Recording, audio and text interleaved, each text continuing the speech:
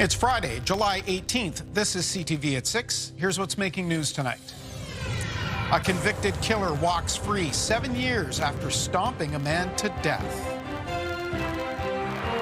Measles cases soar as the disease spreads in one New Brunswick community. And a sunny start to the weekend with showers returning to the region on Sunday. Live from our Maritimes News Center, this is CTV News at 6. Here is Todd Battis. Good evening. There was much drama at a Halifax courthouse today. A convicted killer who stomped and kicked a man to death walked free after serving 7 years in a jail. CTV's Callum Smith was there when he left court and explains why this was his last day behind bars. After a joint recommendation by Crown and defense lawyers of time served, 60-year-old Gregory Maxwell Purvis leaves Nova Scotia Supreme Court, loading up a truck with belongings from his 7 years behind bars. He declined sharing his thoughts with reporters. Purvis was initially charged with second-degree murder for stomping and kicking Derek Miles to death at his Dartmouth apartment in 2018. That was after Purvis's nephew thought Miles called him a rat or police informant when the two men and another traveled to Miles's Pinecrest Drive address. The Crown reviewed social media messaging and says the motive was all a misunderstanding. I was quite clear that it was a misunderstanding, that Mr. Miles had not made those representations through messaging through the third party. So then this was miscommunicated to the Purvises.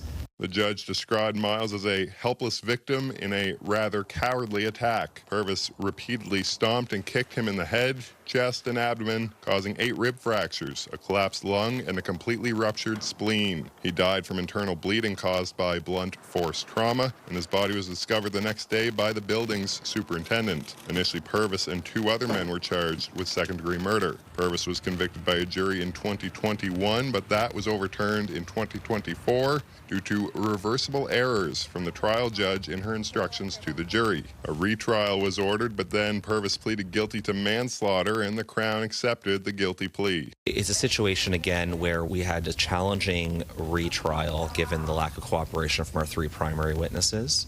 It could have very well been a situation where an acquittal was entered. So I think justice was done. The judge agreed 4 to 10 years is the usual sentencing for manslaughter. With time and a half credit for his time in custody, Purvis served 11 years, and the judge said that was appropriate given the seriousness of this case. Purvis packed all his belongings in the truck before driving off.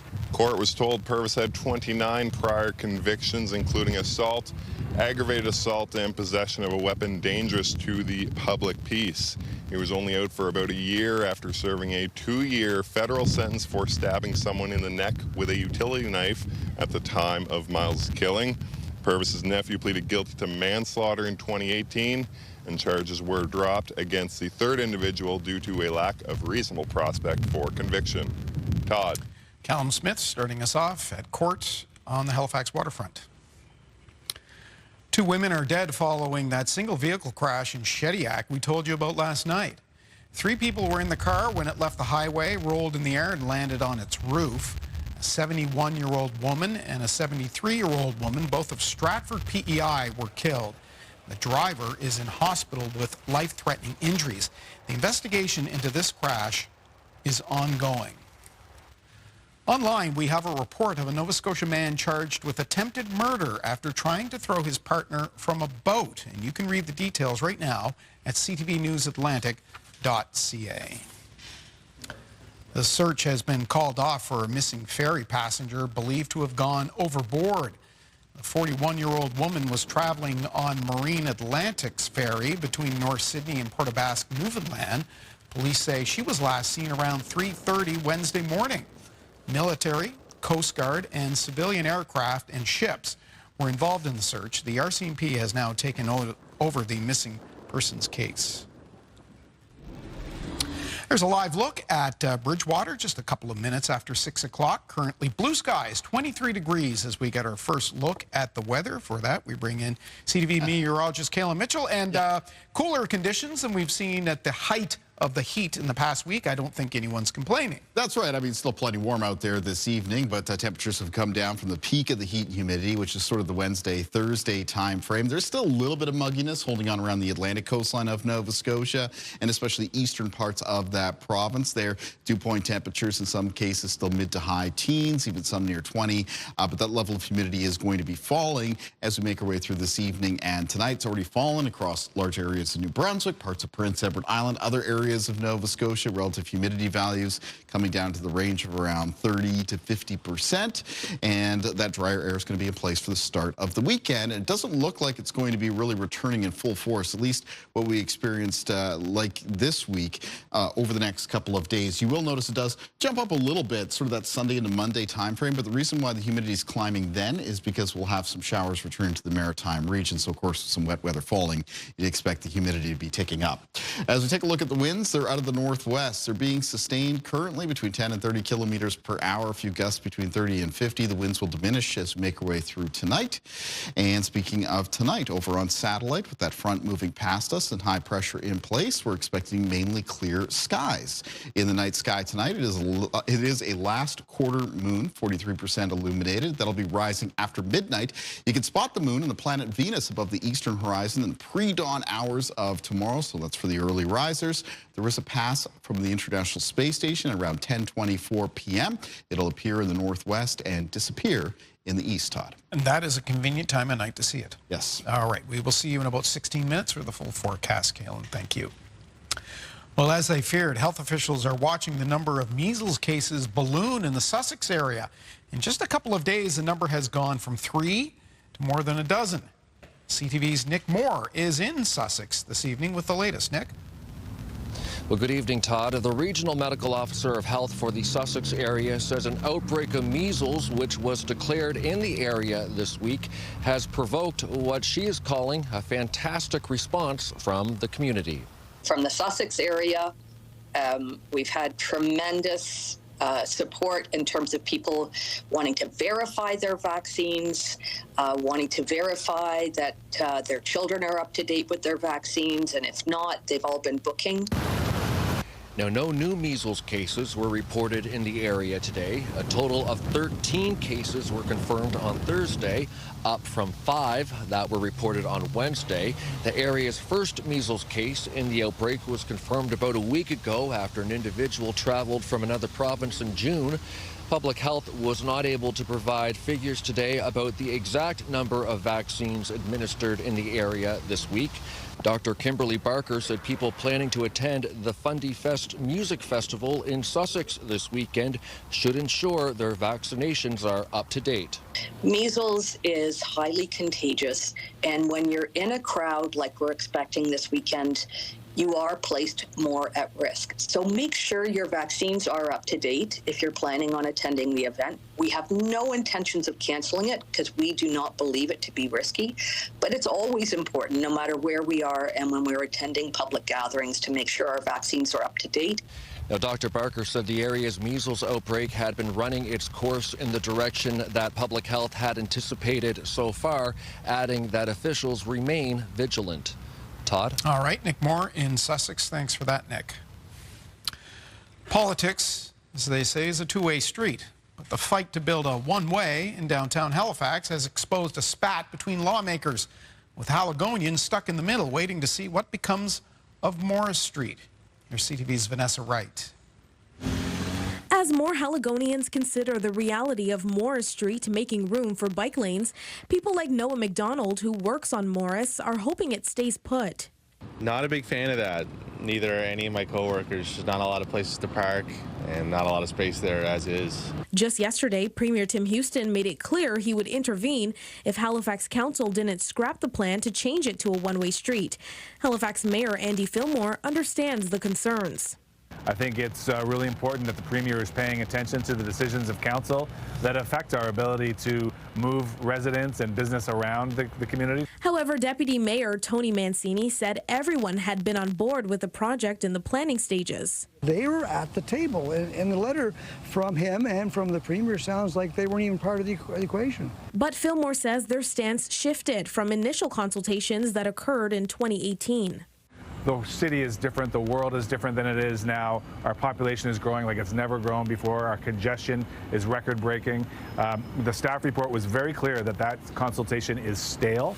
The mayor also addressing speculation about the timing of the polarizing issue, with some claiming it's being used to advance strong mayor powers. That's not it at all. In fact, the reverse is true.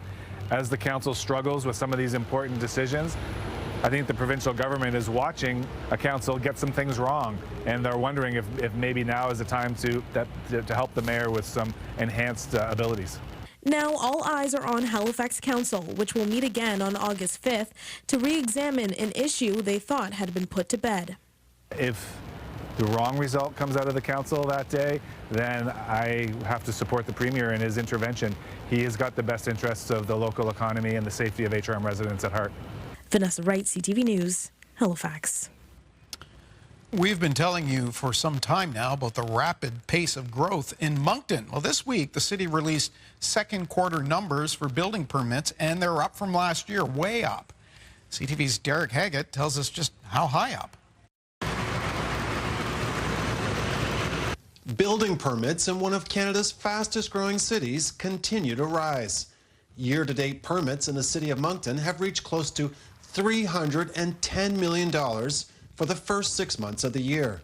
That's a higher amount than what was posted for all of 2024 and is only $56 million short of the highest building permit year on record, which was 2022.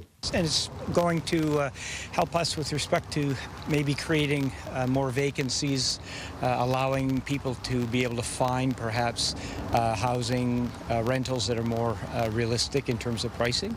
For the second quarter, building permits totaled just over $112 million, a 21% jump compared to the same period last year.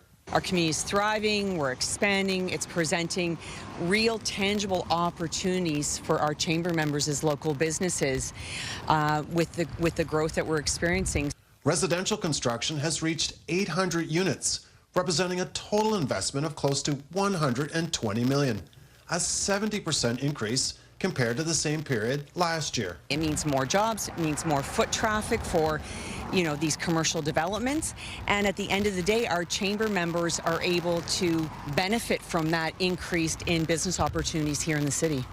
Councillor Charles Legier says keeping up with the growth in demand for housing could prove to be difficult. It's a challenge on our road system, it's a challenge on all our municipal services, but on the other hand, it's a good problem to have. Chamber CEO Kim Wilson says Moncton is experiencing a lot of momentum right now, and her counterparts from across the country have taken notice of the city's continued growth. Todd. Derek Haggett on Main Street in Moncton this evening. Well, from Canada's fastest expanding city to the province leading the country in growth. Just across the Confederation Bridge, construction is moving at a pace never before seen in Prince Edward Island. CTV's Maria Saru has more.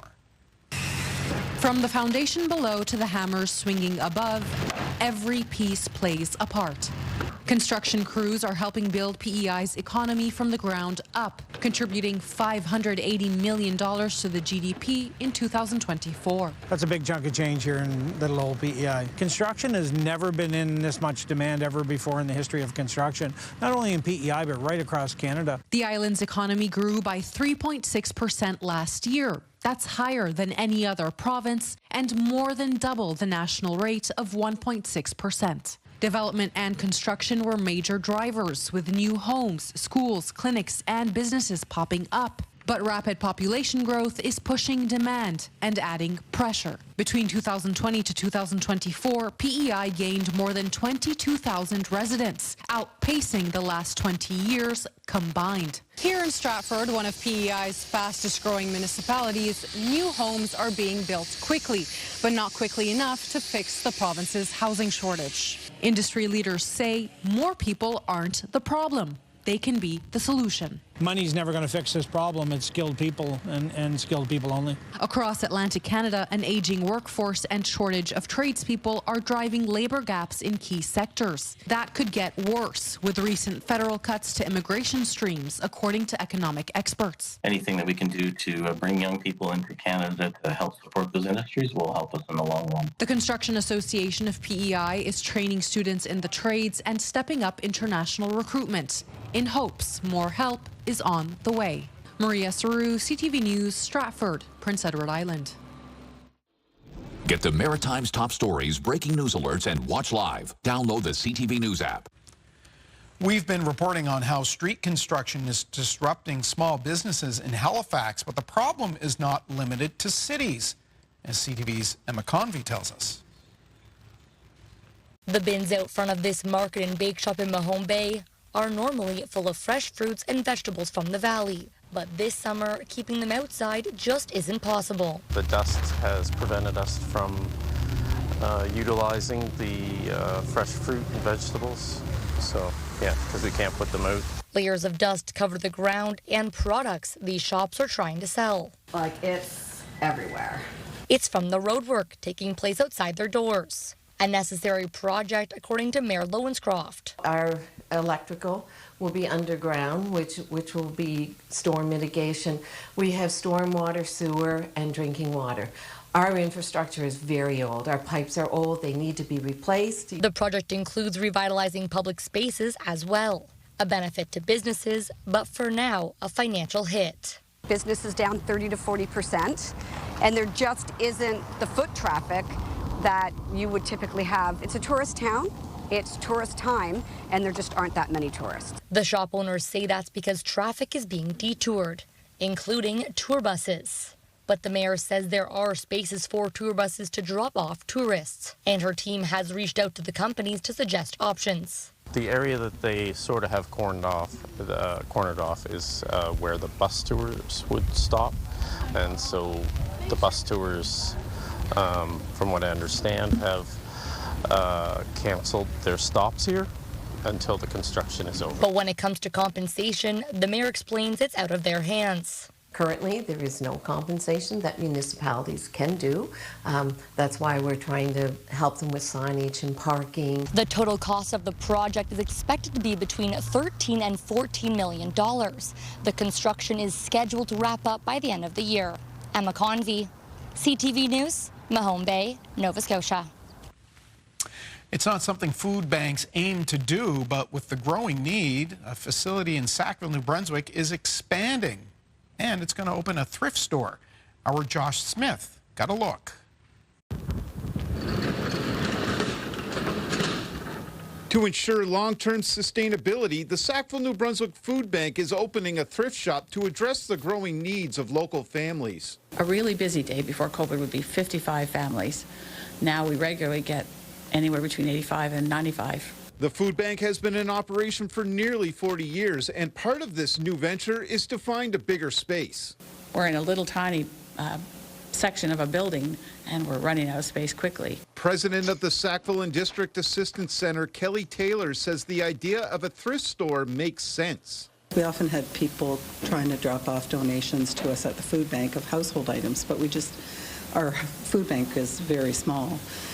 Physically, so we didn't have room to store it or anything. One of the key drivers for the thrift store idea was the amount of discarded furniture Mount A students left behind each school year. When the kids would move out in the spring, there would always be furniture left behind, and the landlords just couldn't use it because there's too much of it, so they would just take it to the dump.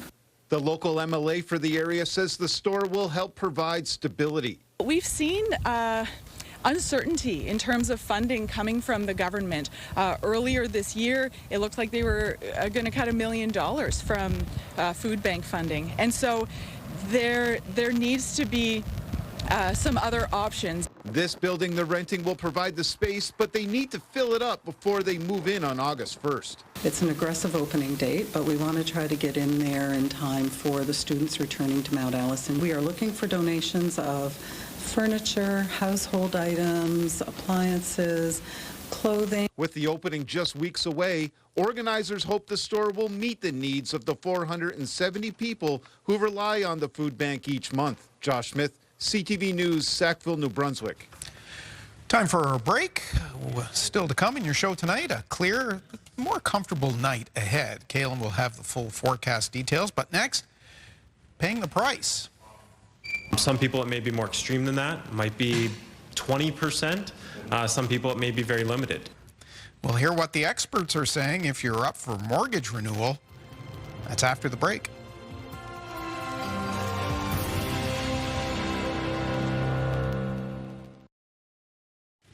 Well, a dark day could be on the horizon for more than 60% of Canadian mortgage holders. According to the Bank of Canada, they will see their monthly bills jump when it comes time to renew, even if interest rates are down. CTV's Jesse Thomas explains.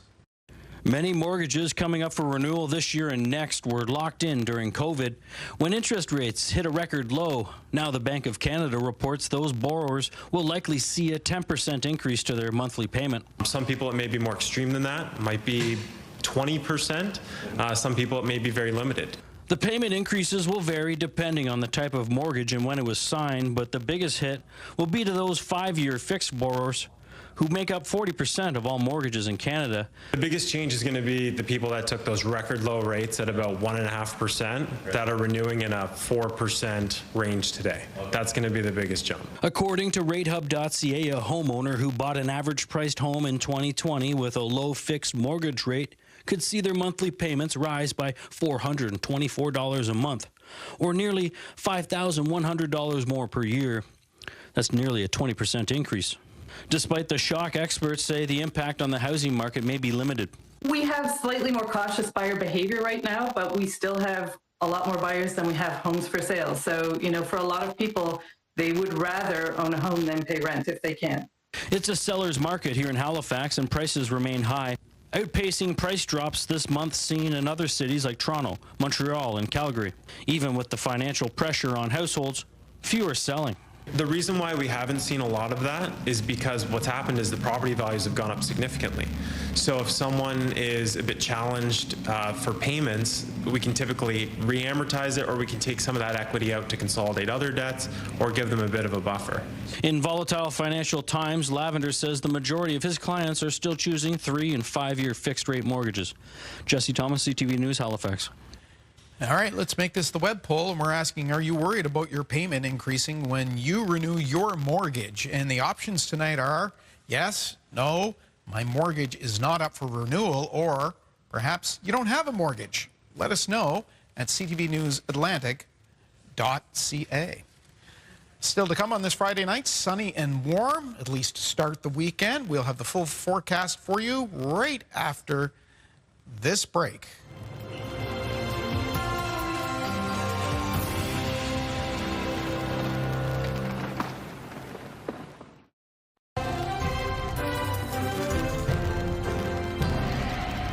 Oh boy, it's beautiful on the waterfront in Lunenburg right now. 22 degrees as we get close to 6:30.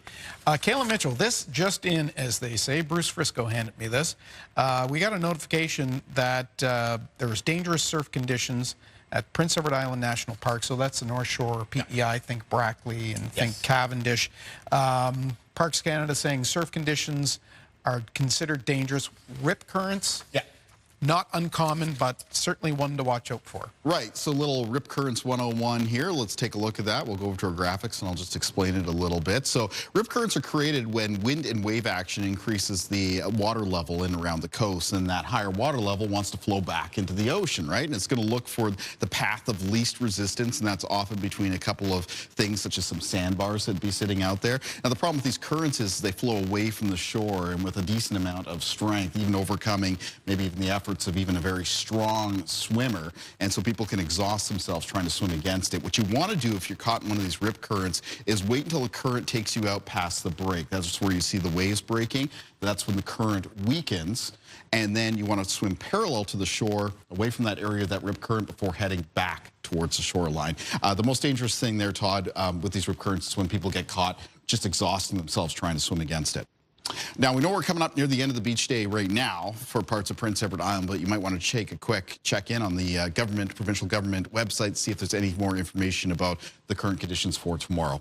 Looking off towards the west of the country, got 19 degrees at Vancouver right now, 23 at Edmonton, 20 at Calgary, 23 at Regina, and 24 at Winnipeg.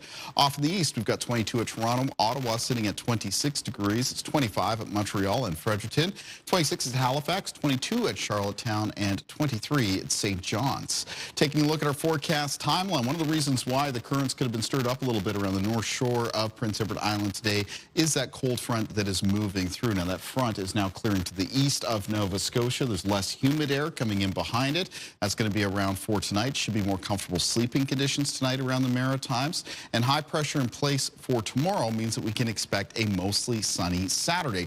Mostly sunny, but with a little bit of broken cloud cover developing in the northern half of New Brunswick afternoon into evening. Underneath that cloud cover, a very low chance of some spotty showers, about a 20% chance for any given community. Now, winds for this evening and tonight are out of the northwest. They do get a little bit lighter as we move towards and after midnight. Tomorrow's winds for the Maritimes out of the west and the southwest. They'll be sustained 10 to 20 kilometers per hour with some gusts between 20 and 40. Lows in the forecast for tonight around the region. Many areas headed down between 10 and 16 degrees. Highs for tomorrow in the north of New Brunswick between 25 and 28, with central and southern parts of the province with high temperatures of 24 to 28 degrees.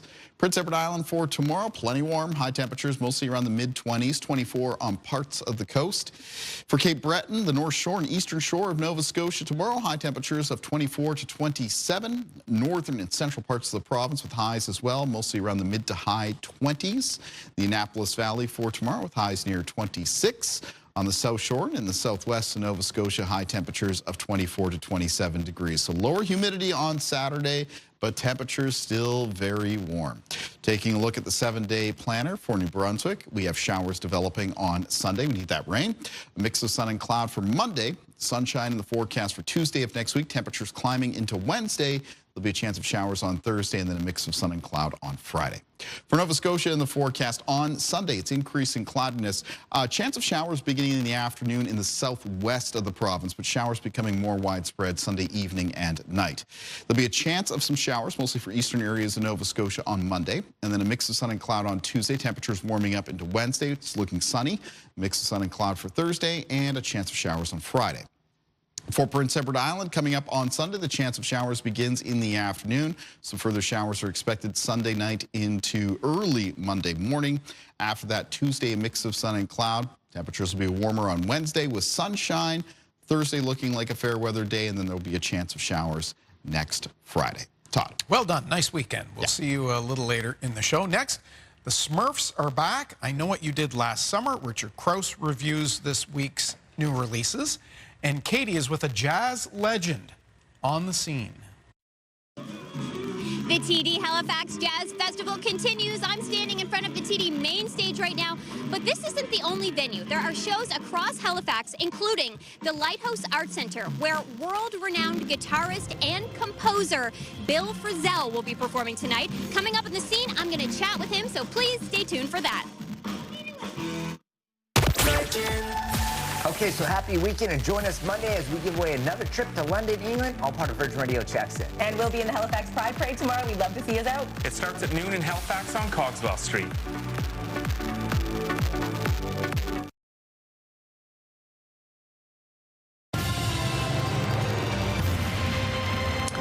Welcome back. A snippet of Smurfette there. Our film critic Richard Krause joins us tonight with another weekend of summer blockbuster releases. Hi, Richard. Hey, how are you, Todd? Good to see you. We saw Smurfette. That's an indication of our first film. Let's take a look at the Smurfs.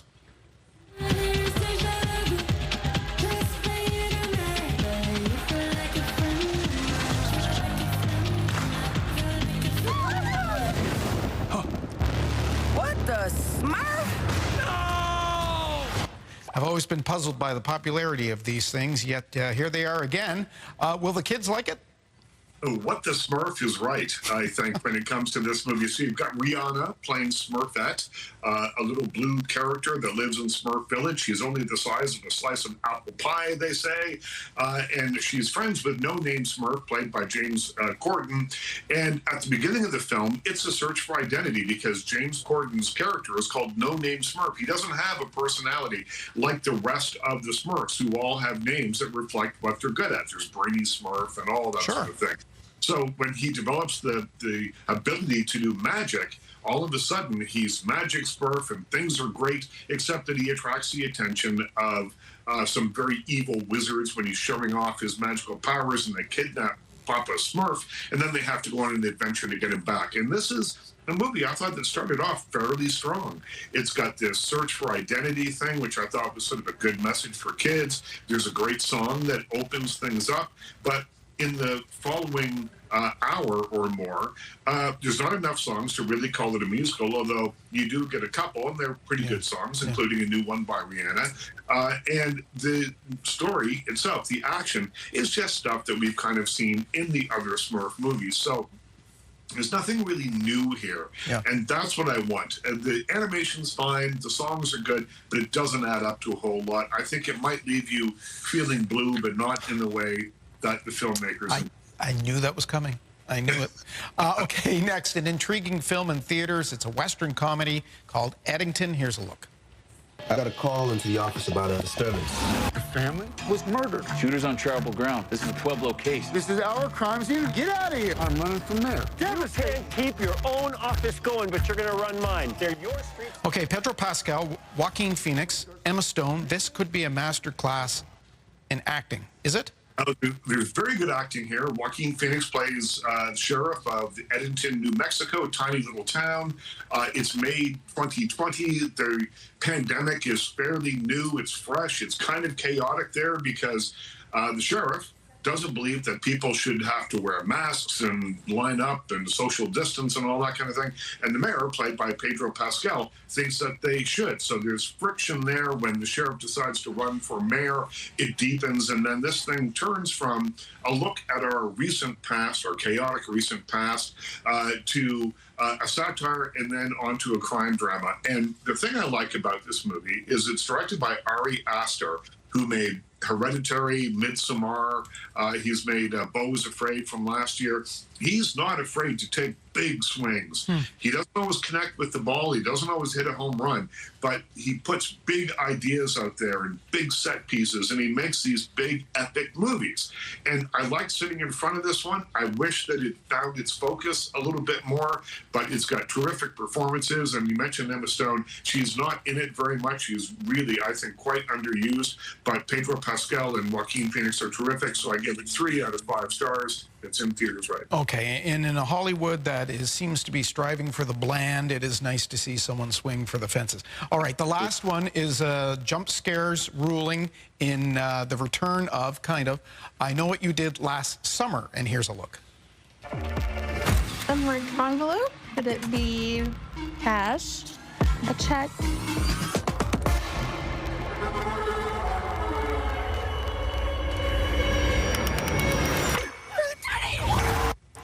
Okay, explain this. There's some of the previous actors, there's some new actors. The title is the movie we saw years ago, but it's a sequel?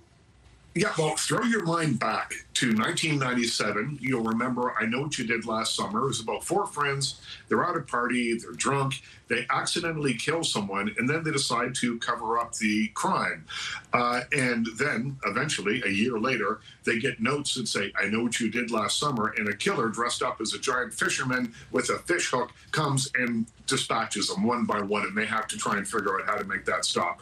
Cut to 2025, you've got a different group of friends who accidentally kill someone, cover it up, start getting killed, but what they do is go to people who survived the 1997 massacre. That's Jennifer Love Hewitt and Freddie Prinze Jr. to try and get their advice. So they're calling this a legacy sequel.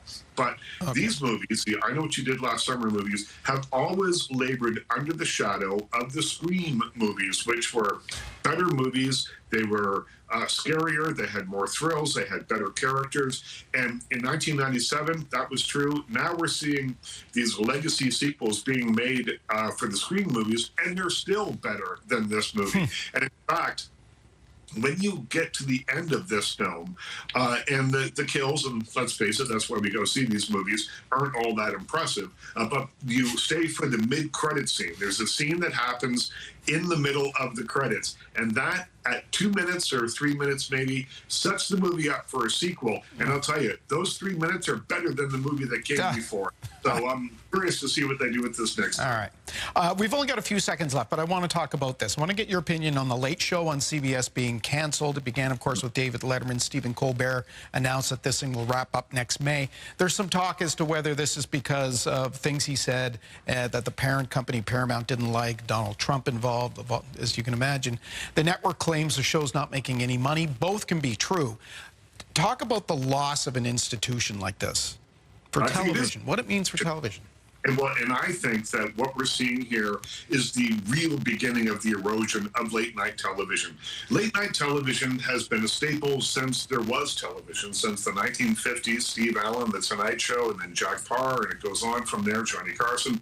And when all the networks got involved, it became a really vibrant landscape of, interesting late-night television. Now, I think you're taking one of those shows away. You're doing it rather suddenly. They're giving them almost a year runway to say goodbye, but it's not just the end of Stephen Colbert. It's the end of this. There's not going to be a late night talk show on CBS anymore after 33 years. And if I was Jimmy Kimmel or Jimmy Fallon, I'd be looking over my shoulder right now because it marks, I think, the beginning of a disturbing trend. Yeah, it's unfortunate for those of us who still believe in television. Richard Krause, thank you very much. We'll talk to you in a couple of weeks' time. Talk to you soon, Todd. Much more of your show still ahead. Don't go away.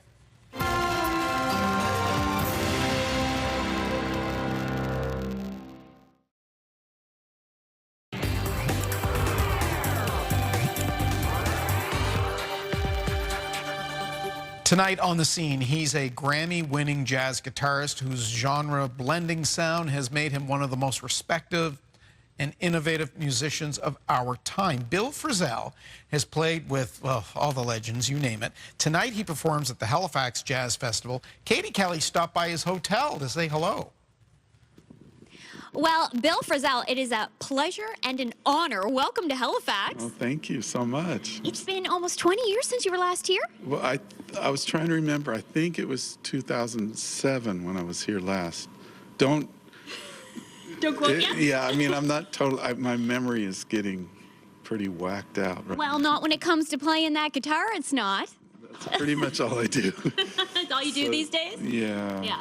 No, I've been so lucky to just be playing all the time, and thank goodness for music. Yeah, thank goodness for music. You're so right. I would be remiss if I didn't bring up our old pal, the late Jerry Grinelli, who, of course, lived in Halifax for years, had a really great relationship with the Halifax Jazz Festival, and I know had a great relationship with you. You made music together over the years. If you don't mind, would you speak to his sort of, talent and legacy when it comes to jazz? Yeah, no, he was such... When did I meet him? I think I first met him in it's almost, I think in the late 80s, something like that. Just such a beautiful spirit, and he inspired me, and I know he's inspired folks around here, and thankful to have known him. For sure, such a talent, eh? Yeah.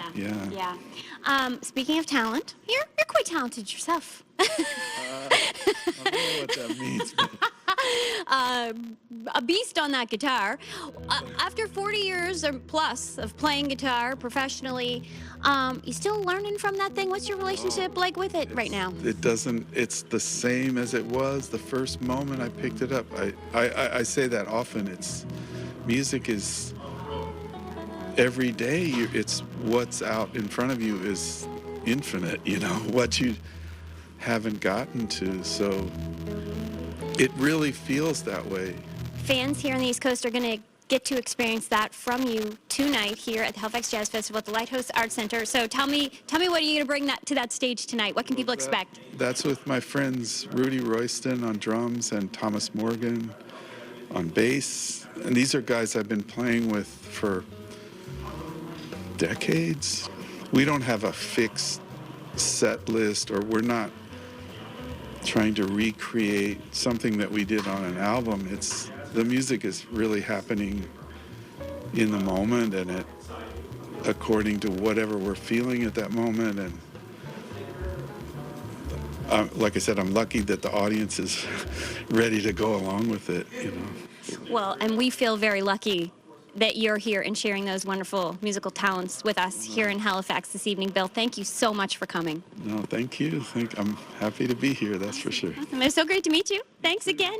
And I hope you don't wait another 20 years before coming back. No, I'll come back anytime. Just let me know.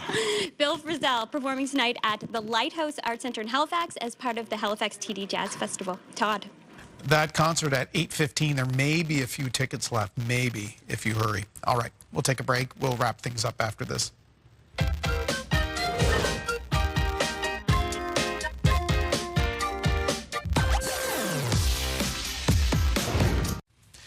Canadian and American stocks slipped from yesterday's record highs, with the Dow closing down 142 points amid signs that Washington's erratic trade policies are still a worry for the business community and investors. Our Andrew Bell explains. Hello there. Toronto's composite stock index and the S&P 500 fell slightly today from yesterday's record closing highs. Strategists at Bank of America said the share of global stock market flows heading to the U.S. has plunged in 2025 as President Donald Trump's trade war raises doubts about the stability of American policy. U.S. stock funds attracted just under half of total flows this year so far, compared with 72% in 2024. And American oil executives expect to drill significantly fewer wells in their vast shale fields this year amid weak crude prices and concerns that Trump's tariffs will hurt profits. One corporate leader told the Federal Reserve Bank of Dallas, quote, "It's hard to imagine how much worse policies and D.C. rhetoric could have been for U.S. oil companies." The Canadian dollar traded at 72.84 U.S. cents, and it was up 0.13 of a cent. West Texas Intermediate oil changed hands at $67.38, down 16 cents. Our latest fix on Western Canadian Select oil has it at $54.67, up 71 cents. And the Toronto Stock Exchange Composite Index ended at 27,314.01, down just under 73 points. That's the latest in business. I'm Andrew Bell of B&M Bloomberg. Thank you, Andrew. Kalen is on the weather deck. It looks pleasant. It's very nice out here right now, Todd. A big difference in conditions from this morning when it was all sort of foggy and drizzly out here in the north end of Halifax. Now it's a beautiful blue sky above me. Temperature's still very warm and a very nice breeze. All right, let's take a look at our weather picture for tonight. And this one is coming in from the North Sydney area. From earlier today, when it was still cloudy, it was Cape Breton. It was sort of the last of the showers along with the front. This was Kyle Peterson, sent this picture in from the North Sydney area. Lobster boats there, all docked up. Sydney for tomorrow can expect a very sunny day and a high temperature near 26 degrees, but lower humidity compared to much of this week. And taking a look at our day planner for tomorrow, very pleasant start to the day for all three maritime provinces. Lots of sunshine, morning temperatures, early morning temperatures that is, will be mostly around the mid-teens. And then moving into the afternoon, a lot of high temperatures in the Maritimes coming up towards the mid to high 20s. There'll be a little bit of cloud cover that develops for the afternoon. And in the north of New Brunswick with that broken cloud cover, a low chance of some showers, about a 20% chance for any given community. Winds tomorrow will be out of the west and southwest, and we'll have some gusts, 20 to 40 kilometers per hour. Todd. Kalen, must say, those viewer photos are fantastic. They get us to parts of the region we don't often get our cameras to. Absolutely. Yeah, we certainly appreciate those folks. Keep them coming. You have a great weekend. We'll see you on Monday. And that is our look at the week here at home. Bruce Frisco has our late news at 11:30. CTVNewsAtlantic.ca. That's where you'll find our weekend reporting. We'll leave you tonight with some beautiful views above Sydney and the names of everyone who brings you your newscast nightly. Hope to see you here Monday at 6. Have a great weekend.